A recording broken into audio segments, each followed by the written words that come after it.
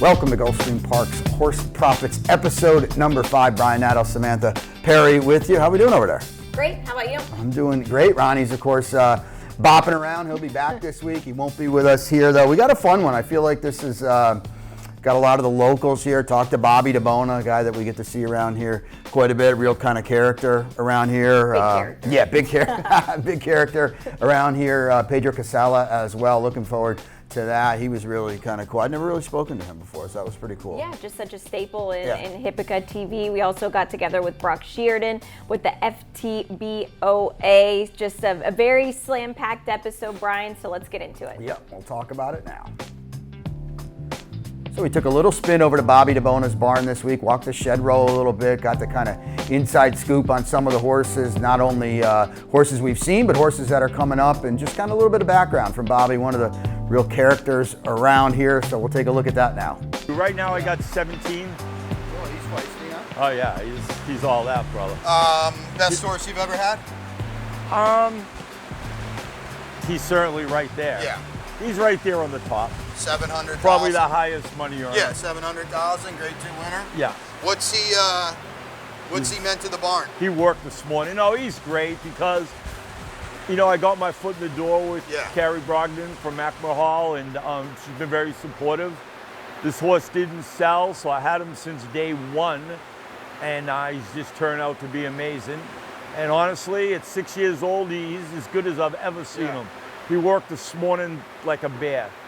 He's getting ready to go to Ellis Park. He's turf last time, right? So yeah, and he run great. And we're hoping to run big and then maybe get a chance to go to Kentucky Downs. Big money. That's what Mike's goal that he wanted to try to do. So, I knew that turf race, everyone was questioning what I was doing, but I knew it was just going to set the stage for what I'm going to do. Right. And he really seemed to like it. His sister's real good on it. He's about as sharp as you can get right now. Is he a handful? He looks like he's a little bit of a character. No, he's all class. He's all class. But he likes especially like it when I bring the girls to him. Then he really acts up. But he's a good boy.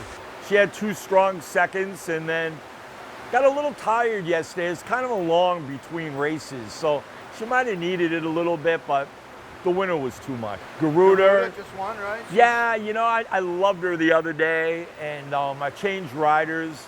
Raji rode her, and I knew the ride was bad, and Edwin Gonzalez rode a gem of a race on her. Yeah, he's good, right? Yeah, she galloped. He rides the Tapeta really good. She's kind. That win's going to help her, I think, just mentally, too.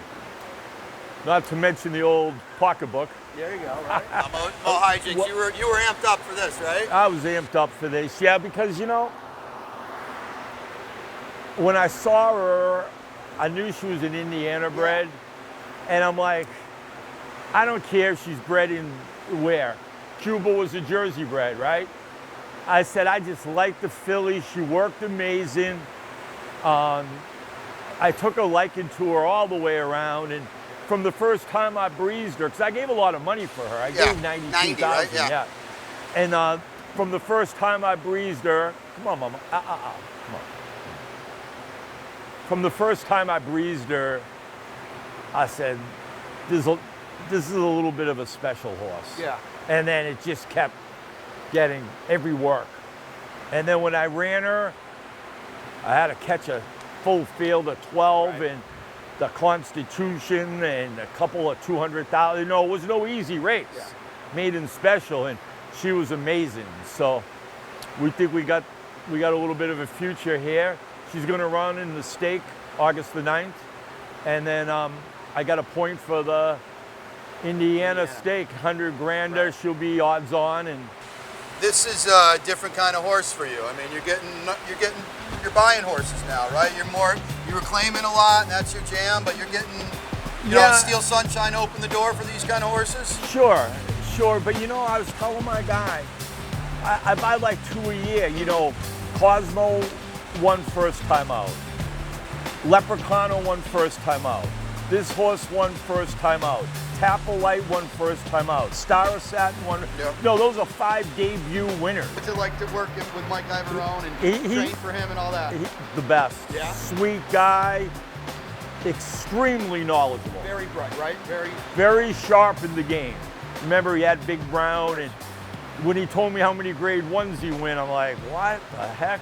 He goes, I'm going to get you there. How did it come about, you and Mike Ivorone? Kind of a weird partnership. Well, right? he bought into Steel Sunshine. Did he approach you, or? No, Carrie. Okay, so talk a little bit about her, too, because she's been a big client for you, right, Carrie Proctor? I mean, she's one of the top bloodstock people in the game. So they have their farm in Paris, Kentucky. She breeds over 100 a year. Sold a couple this year for millions of dollars. What was Dubai like, bringing the show over there? Very glad I went. Yeah. You know, for me it was more getting a chance to train internationally, being along some of the Japanese, Australian, Irish. You know, there's a lot of mix of people there, and we finished 4th out of 14. Got left in the gate. Yeah. Bad, and come like, wow. You know, with the clean shot, I think I was going to be right there. Yeah. And then you see Mind Frame win the grade 1. Right. I had him dead to rights here, yeah. and I broke bad. 2 more jumps, I get him. Yeah. So, but Dubai was good. How many do you have right now, horses? 17. Is that a good number? Would you want, you know? I think the number for my help and everything I got is 24. Okay. So I got money to claim, whatever I want. And talk about your guys. You were raving about them. The 4 brothers, right? You've had them? Yeah, I got the brothers, Walter, Fredo, Coco, and Donato. They've been with me for, you know, almost when I started. Yeah. And no one's ever missed a day's work. They're tremendous horsemen, just very classy, nice people from Guatemala. I think there's 9 brothers altogether. I got 4 with me. But they're really good. And, you told me, you said you're only as good as your help, right? Yeah, that's it. Yeah. I mean, look, and I'm the CEO, right? I orchestrate, I raise money, I know where to run, and, you know, I got to guide a little bit, but they're immaculate. You know, they don't cut no corners, everybody's in ice, everybody's done up. You know, they know when to bring things to my attention. They're just really good horsemen. And, you know, sometimes it's easy to miss things, so I rely on the groom. It's all about change. You know, you're either changing for the better or things are slipping a little bit. You don't usually just stay the same. So we need to know when things are starting to change a little bit so we can do the vet work and make the adjustments on where the horses need to run, really. So, yeah, my guys are tremendous. And the girls. And the girls that work for me, they're great. They don't miss. They know their job, do great, too. You know, they don't stop all morning. Yeah. So, really, really fortunate. 475 career wins, I saw. Is that where I'm at? That's where you're at. Friend of mine's dad owned horses. I had no idea. We're like 16. See, my pops' horse is running. I go, why? The horse won. I went home and told my mother, I want to be a horse trainer. She's like, oh, God. God bless her. She turned out to be my biggest fan. You told me, right? Mom was your biggest fan? My biggest fan. Yeah. My phone would ring every race within 1 minute. I miss her a lot, you know. But, yeah, you know, and then the fun thing was they were closing the end of Suffolk Downs. Yeah. So I said, well, man, I'm at Monmouth. I'm going to go back and see everybody. I hadn't been back since Cuba. And I brought 4 in, opening day. Win in a row. And then I went for, you know, then I got beat in the last race, but we won 3 on the closing of Suffolk Downs, so that was a lot of fun. Yeah. You know, my son was with me and everything. So keep on trying, brother. Yeah. So fun to get to watch kind of you out of your element and Bobby maybe sometimes out of his element, but he's just such a cool guy. He's such a businessman, and it's really, like he said, he's a CEO. Yeah, Bobby's a sharp guy, and even before we filmed that segment, he was talking about his help, and he volunteered that. I wasn't asking him. He just brought it up firsthand. Santiago, our buddy, was there filming it, and we were there, and that was the first thing he said. And then to hear him, you know, delve into it a little bit more, real credit to him and the team and the job that he does, because yeah, he really is a sharp guy. He knows the score, how to read the book, and all that. So it was really cool to kind of get an up close and personal feel for the barn. No, we also caught up this week on the local front with Pedro Casella, the track announcer for Hippica TV, and he was really cool to talk to. I hadn't done it before, and actually we did it right here. His office is right over to our left, and what a star he is. Yeah, he really is. His enthusiasm with his calls are just so phenomenal, and Brian, I'm so glad we got to highlight somebody like this who's such a key and integral part of Hippica TV. We'll take a look at it now. Hi, my name is Pedro Casella. I am track announcer Hippica TV. Arrancan los competidores de la tercera en Vamos Par, la partida es perfecta. Viene rápidamente Protecte a parte se lanza Ralph Román por la parte central de la cancha. Cuando ingresan ya a la recta final de Vamos Par, es la tercera de la tarde. Protecte está en punta, ataca por la parte externa Ralph Román. Thank you for the opportunity, Ryan. I am Venezuela journalist. I always working reading the newspaper, several newspaper.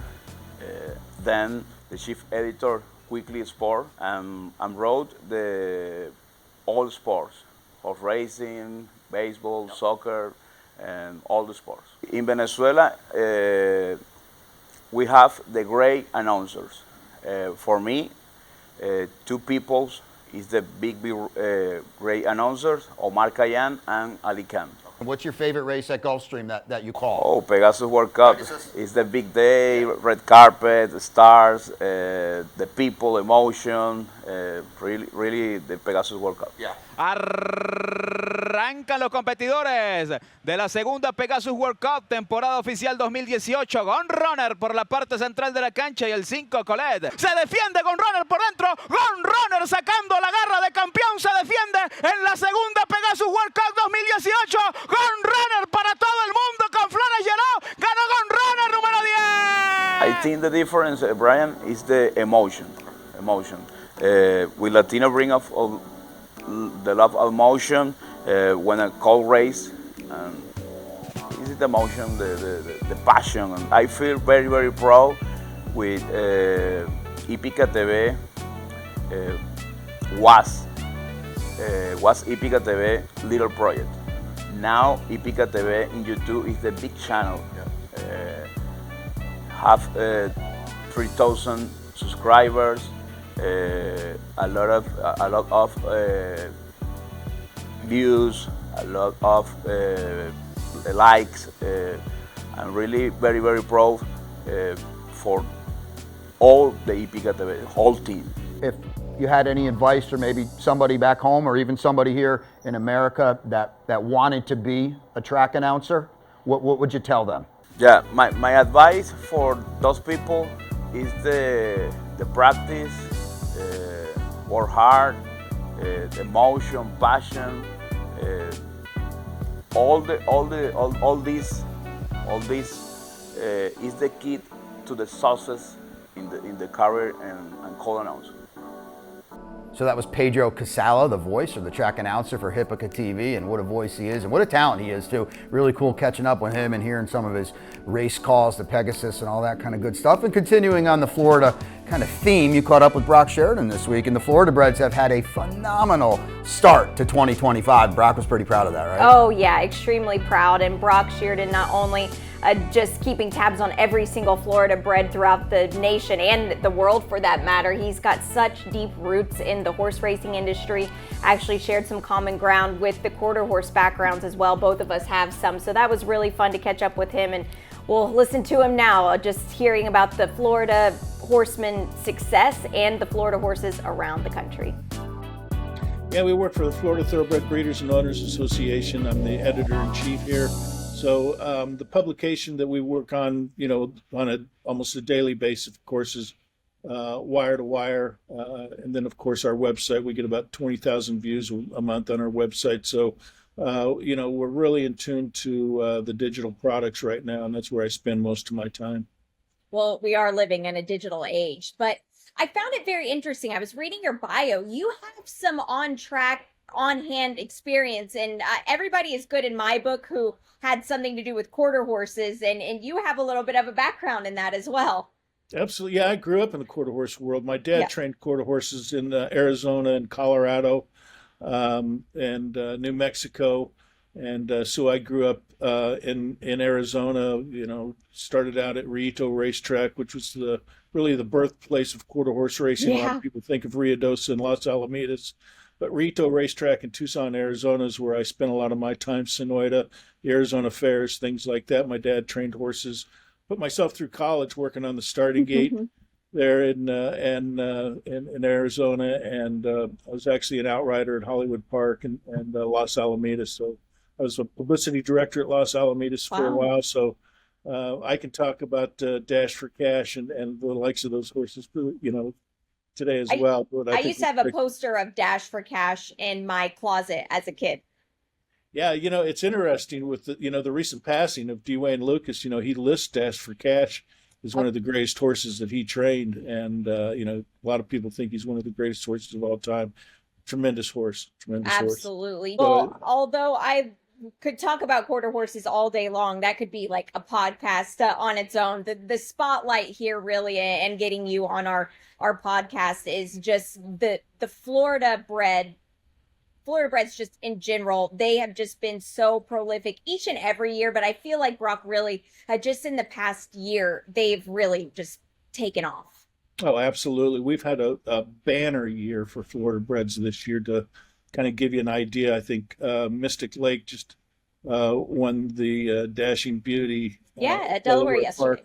Park. That was the 44th open black type stakes winner, 55th, I think, stakes winner for Florida breds this year. Last year we had about 60 for the entire year, and we're at 44 already. We've had 12 graded stakes winners. Some really big stars. I think probably the biggest star among Florida breds right now is Dorth Vader. She won the Grade 1 Ogden Phipps at Saratoga. We've had a number of winners at Saratoga this year. They're winning all over the country, and we're really having a good year and very proud of them. It's very impressive too, because I think people just forget sometimes, or maybe the Florida breeding program gets a little bit overlooked just because Kentucky's so strong. But really, when you read in between the lines, I mean, it's right there, and it just continues to grow strong, bro.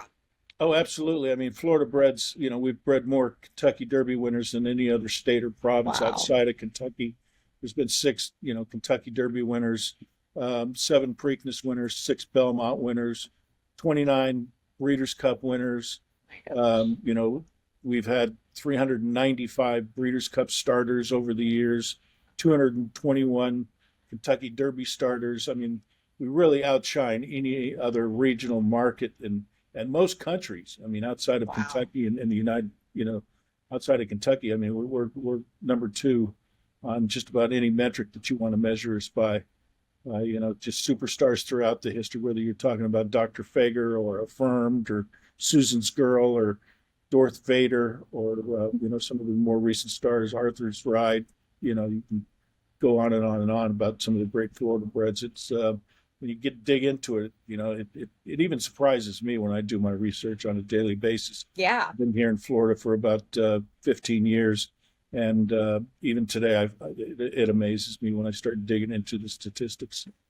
It is. And it's funny too, when you look through the form, sometimes you'll just be like, I'll just be flipping through like Woodbine and I'll see a Florida bred. I'm like, wow, really? Like, this is just so interesting to me. And a lot of them making over 6 figures as well.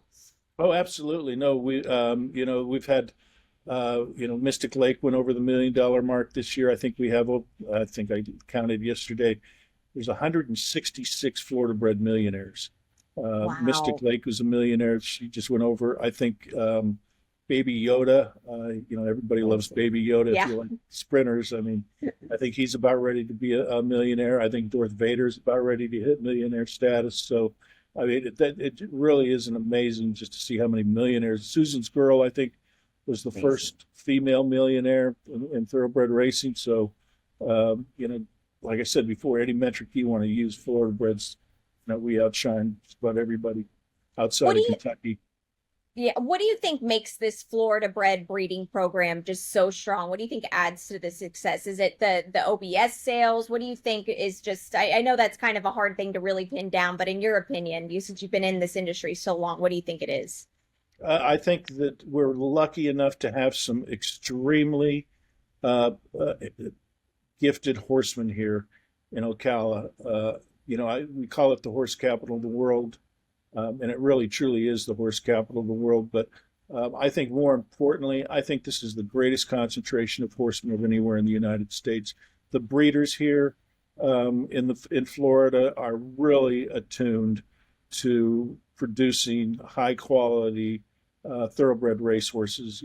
A good example, whether you're talking about the Ocala Studs or the Bridlewood Farms or the small breeder. A good example of a small breeder would be Ashley Godwin. She has Rivermont Farm. A horse that Gulfstream fans might know that she bred Local Barrio, I think was her first stakes winner. Well, she's got a horse named Jasper Robusto, who's a top horse in Japan right now. He might be one of our Breeders' Cup starters this year. And, that's a small breeder here in Florida. I can go on and on and on. Dorth Vader, of course, was bred by John Ropes. Yep. Of Fort Lauderdale. That I wouldn't consider him to be, a real big time breeder, but there's a small breeder that has Rivermont Farm here. I don't know how many broodmares he has, but he certainly doesn't have 50 or 60. I would say he's a small breeder, and he's had a lot of success. And so I think it's really the Florida horsemen are really what I attribute it to. A lot of people say it's the weather, the limestone, the beautiful spring waters that we have up here in Ocala, but I think it's the people. Well, I tend to agree with everything that you just said too. And I feel like although it is such a big state, everybody is very tight knit as well. Oh, absolutely. The horsemen down there at Gulfstream Park, we have so many good horsemen that are down there on a year-round basis. And, I think that, they have a great network of the of the horsemen up here in Ocala, whether you're talking about, the thoroughbred breeders that I was talking about, or the consigners at OBS, or the yearling consigners that go to, Keeneland that are based here in Ocala, or the training centers. I think that's one of the great assets that Gulfstream Park and Tampa Bay Downs have is, the number of training centers that you have up here in Ocala. Yeah. And, they can take horses that, right off the farm here and take them right down into the racetrack. Yeah. If you have a horse that maybe needs, a small vacation, very easy to just put them on a van, and send them back to Ocala. I don't know how many times people get on, the turnpike between here and Ocala, but if you do, you're going to see a horse van. Hey, absolutely. I've never made that trip between here and Gulfstream Park without seeing 2 or 3 horse vans. Yeah. If you don't, something is going on. There's a problem. If you do not see one, something is surely happening there. And Ocala has so many programs and rehab facilities for horses that need a little break, swimming pools, treadmills. There are so many places there that I feel like are so good for the rehab of horses as well. Oh, absolutely. I mean, whether you're talking about, Peterson Smith is one of the oldest veterinary clinics here, but, there are so many veterinary clinics up here. But as you said, they're not just, veterinary clinics. I mean, they're rehab centers with hyperbolic chambers, every kind of, new technology that you're talking about, whether it's a treadmill or, a cold water, I don't know what you even call it for a horse, but a cold water plunge for horses. Exactly. Yeah. I mean, there's everything. There's chiropractors up here, dentists up here. I mean, there's everything that you need to make a horse happy. Ocala has. I need about a month there after the championship meet finishes sometimes, I think.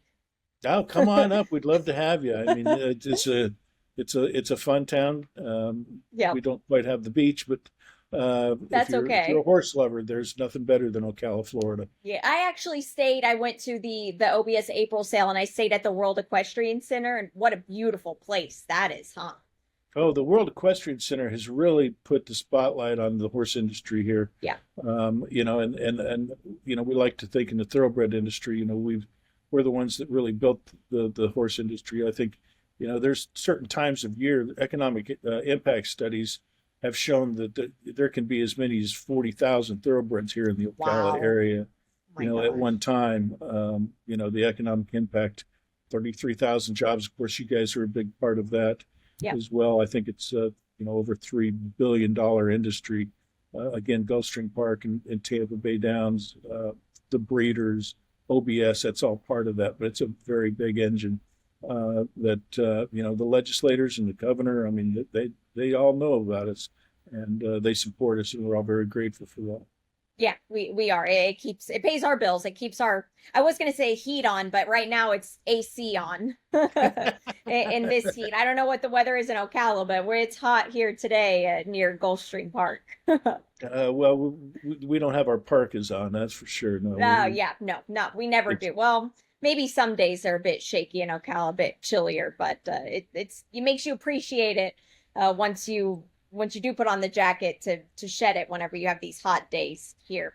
Now, we just released the stake schedule for the Florida Sire Stakes, which is just such a strong series of 3 races here at Gulfstream Park. And we spoke off air that I would love to have you on once we get those fields and they start shaping out. But do you have anything, any 2-year-olds that have kind of caught your eye that maybe haven't started yet or have that might look like contenders in September? I don't know of any that I really have on my radar that I have not seen start yet, but there's so many that I think the 2-year-old program at Gulfstream Park has just been so strong this year. The big star, of course, is Lenny Liu. Yes. She won the Royal Palm Juvenile Filly. She looks more like a turf horse, but she may come back down here, to run in the Desert Vixen. I don't know what the status is there, but you've got a horse named, Mythical. Oh my gosh. She won the Tremont Stakes at Saratoga.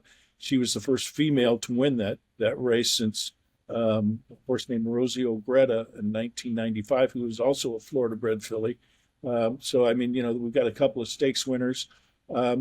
You probably know more about some of these horses than I do, but some of the horses that I've seen, Chucky's Ride looked very impressive the other day. Yep. If You Said So, I think, is a very nice looking horse. Yep. I think that's Bo Yates. Anytime you're looking at the Florida Sire Stakes, you got to pay attention to see Bo Yates on the program. So, when he unleashes one, by a Cajun Breeze, there's I'm Tough Enough, I think. Looks pretty good. There's a long list of 2-year-olds that I think look good. And like you say, I think we can do a whole nother podcast on it. But boy, the 2-year-old crop this year looks very, very strong. Yeah, you just to touch on Mythical again. Whenever she won here, I said, we're never seeing her again. She just, and then took the show up on the road to Saratoga. I don't foresee, if you want a horse to stay sound and you don't want to put the cart before the horse, quite literally, but what an athlete she is. She looks like she is one of the fastest 2-year-olds I've ever seen. Oh, no, she looks very gifted. There was a horse that went up at Saratoga the other day, too, a horse by the name of DeBlasi. I think he's eligible for the Florida Sire. He's a Wesley Ward horse. Yeah. But, I think he's eligible to run in the Florida Sire Stakes. And, I haven't talked to a lot of these guys to know whether they're going to bring him down, but I think it's always some of these trainers are really starting to catch on. You've seen Bill Mott come down and win some of these races. Yeah. Pletcher, I think, has started some. So I think, if they've got a fast Florida bred in the barn, especially since we've kind of moved the race back. Right. In the last couple of years, the first leg this year is September the 6th. I think trainers have an opportunity to see the real talent that their horses have before they try them in the Florida Sire Stakes. Yeah, it's a great step, and it's a lot of money up for grabs as well. $1.2 million for that series. That's a lot of money for Florida breds that we've been talking about. They're tough. Yeah, it's not as easy as some restricted races, but there's been a lot of stars that have come out of that series. And Seminole Chief, he was stakes winner on the Florida Derby undercard, I believe. Yeah. And he won the Florida Sire Stakes. Unbridled on the dirt, and then won the other stakes on the grass. So yeah. So, very versatile. Yeah, you've got horses like Smile. He was a champion. There's a whole Unbridled. There's a lot of horses that are going in Florida Sire Stakes. Yeah. Go on and on and on about that as well. But I'm really excited about this crop this year, and I think you are too. Brian, it's pretty amazing to hear somebody that has that much knowledge offhand of the Florida bred horses around the world. Yeah, very fascinating. And he's got to keep his pulse on that because, as we said, they've done so well, not only, of course, here at Gulfstream Park, but just around the country for that matter. It's been a banner year for the Florida breds, and here's hoping it continues for the second half of 2025. Yeah, absolutely. I'm sure we're going to have a lot of nominations up in the Eclipse Awards season once that gets here. But, of course, to get there, a great segue into this, the Jim Dandies this weekend at Saratoga. Yeah, no doubt about it. Sovereignty coming back, the Derby winner, the Belmont winner. And, you know, it's the second half of the year, and these 3-year-olds are probably literally growing by the day. We saw Journalism come back last week and a workmanlike win in the Haskell, so we know he's back to business, and now Sovereignty's got to prove it this week in the Jim Dandy. Yeah, he does. Now, it drew a compact field, but it's hard to imagine anybody beating him in this race here. I think the big question, at least for me, Brian, is Sandman with the blinkers. He's been training great. Yeah, so, you know, Sovereignty, you could ask how tight is he with obviously the Travelers as the main goal. Baeza now is certainly maybe one of those second half 3-year-olds that could get, he was behind the 8 ball in the Derby and he ran, he's kind of disappointing, I think, a little bit in the Belmont that he wasn't closer. But I guess that's the upside to Sandman, who has just, you know, absolutely no early speed at all. So maybe the blinkers tighten him up. Maybe they find not only 5 or 6 more lengths at the wire, but maybe 5 or 6 more lengths early in his races too. Yeah, that will be key. I don't think this is a race you want to get run off your feet too early. But again, with the compact field, I feel like they'll probably be a lot closer. Yeah, I agree with that too. It's going to be a tight pack, as you mentioned, 5 horses in there. I think we can probably all agree, at least right now, Sandman is a second division kind of 3-year-old, but that's why the second half of the year is here to see if he can bridge the gap to Sovereignty or even Baeza, because he hasn't done it yet. But, you know, he's on that short list of horses that could certainly improve. Yeah, and this is all very exciting because as we're getting into the second half of the 3-year-old career, like you say, we've got the Pegasus World Cup here in January, and you knock on wood that these horses are happy, healthy, and we get to see them right here in our backyard come Pegasus World Cup time. Yeah, without a doubt. And Sovereignty already has a winner here at Gulfstream Park, and you know, provided he's still in training, obviously it's a long ways away, but he'll winter right here at Gulfstream Park, and that's a lot to look forward to. It really is. And speaking of the Pegasus World Cup, it's been such a global stage here, and we have an incredible partnership with the Goodwood Racing Festival. Yeah, Glorious Goodwood is this year, July 29th to August 2nd. It's a huge midweek festival over there. World-class Group 1s, and none more so than the Sussex and the Nassau, which our Pegasus turf races this winter provided berths into those races, and they're going to return the favor by providing berths into the Pegasus World Cup turf via the Sussex and the Pegasus World Cup Filly and Mare turf via the Nassau, and those are just top quality races.